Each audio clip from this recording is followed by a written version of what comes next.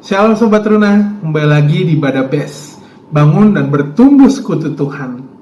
Seperti biasa, sebelum mengawali hari dan melakukan aktivitas, mari kita merenungkan firman Tuhan. Kita satu di dalam doa. Ada ungkapan syukur ya Bapa, Allah yang Maha Kasih. Terima kasih yang sungguh besar kami mau sampaikan atas penyertaan, berkat, kasih karunia-Mu yang gak pernah habis untuk hidup kami. Sampai pada hari ini Tuhan masih berikan kami kesempatan untuk memperkuat iman percaya kami dalam renungan pagi ini. Tuhan mau memberkati setiap kami yang mendengarkan, para pendengar setia Badabes. Tuhan mau curahkan Roh Kudus agar kami boleh fokus ke dalam pelayanan firman-Mu. Tuhan juga pakai hamba untuk bisa menyampaikan firman Tuhan dan dapat dimengerti. Kami serahkan renungan ini dari awal sampai akhirnya ya Allah. Kami serahkan ke dalam tangan pengasihan Tuhan kami Yesus Kristus yang adalah Tuhan dan Juru Selamat kami. Amin. Sobat Runa, untuk bahan Alkitabnya terambil dari Kisah Para Rasul pasalnya yang ke-16 ayatnya yang ke-13 sampai yang ke-15. Kalius akan bacakan untuk kita semua. Pada hari Sabat kami keluar pintu gerbang kota. Kami menyusur tepi sungai dan menemukan tempat sembahyang Yahudi yang sudah kami duga ada di situ. Setelah duduk, kami berbicara kepada perempuan-perempuan yang ada berkumpul di situ. Seorang dari perempuan-perempuan itu yang bernama Lydia turut mendengarkan. Ia seorang penjual kain ungu dari kota Tiatira yang beribadah kepada Allah. Tuhan membuka hatinya sehingga ia memperhatikan apa yang dikatakan oleh Paulus. Sesudah ia dibaptis bersama-sama dengan seisi rumahnya, ia mengajak kami, katanya, "Jika kamu berpendapat bahwa aku sungguh-sungguh percaya kepada Tuhan, marilah menumpang di rumahku." Ia mendesak sampai kami menerimanya. Sedemikian jauh pembacaan firman Tuhan, terpujilah Kristus, haleluya. Sobat Runa, Lydia adalah nama yang sudah tidak asing lagi di telinga kita.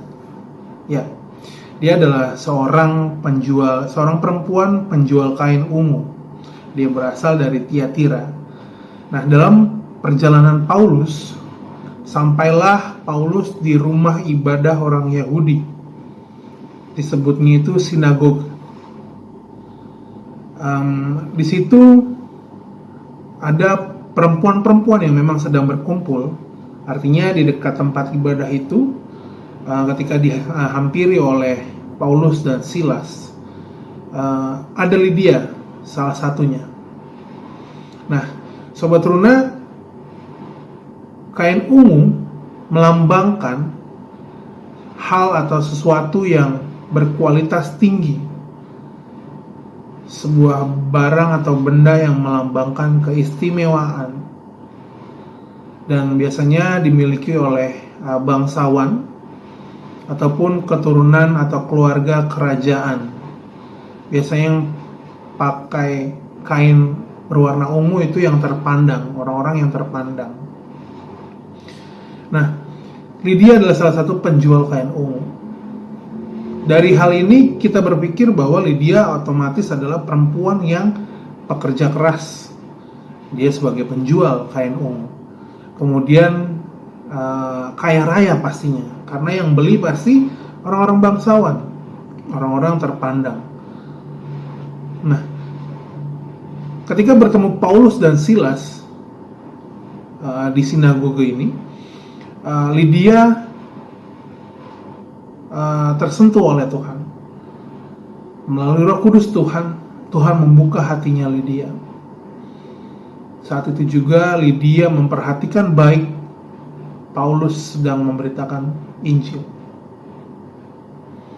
Nah, Dari hal ini, ternyata Lydia ini menjadi teladan yang baik, Sobat Teruna. Setelah mendengarkan Paulus dengan baik, Lydia dan seisi rumahnya memberi diri untuk dibaptis. Itulah kenapa ia menjadi teladan yang baik. Setelah itu, setelah dibaptis, Lydia bahkan memberi tumpangan kepada para rasul ini, rumahnya, untuk mereka menumpang, untuk mereka berteduh. Nah, tertulis Lydia bahkan memaksa sampai diterima. Artinya Lydia sungguh-sungguh memberi kebaikan atau melakukan kebaikan, sungguh-sungguh tulus. Ia paksa para rasul sampai menerimanya. Tapi ternyata selain mapan, Lydia ini bukan perempuan atau bukan orang yang memikirkan dirinya sendiri. Dari contoh Lydia memberi tumpangan, ia punya kepedulian, ia punya kasih terhadap sesama. Dan ini adalah bukti bahwa Lydia mendukung para pelayan Tuhan, mendukung pekerjaan Tuhan, Sobat Teruna. Walaupun memang melayani itu tidak selalu lewat mimbar ataupun lewat gereja dalam sebuah organisasi atau persekutuan, Lydia mengambil momen yang tepat. Ia melayani ketika ia memiliki harta, ketika ia memiliki kemampuan atau materi yang berlebih.